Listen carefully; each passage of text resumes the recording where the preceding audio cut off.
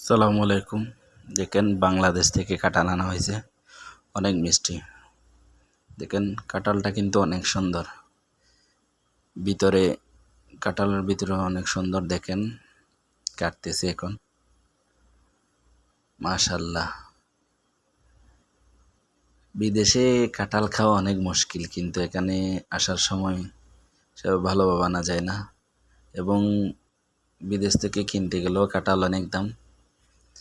দেখেন অনেক বড় বড় কোয়াগুলো, কিন্তু দেখেন আপনারা সবাই দেখতে থাকেন, শেষ পর্যন্ত ভিডিওটি দেখবেন। অনেক সুন্দর কিন্তু কাঁঠালটা,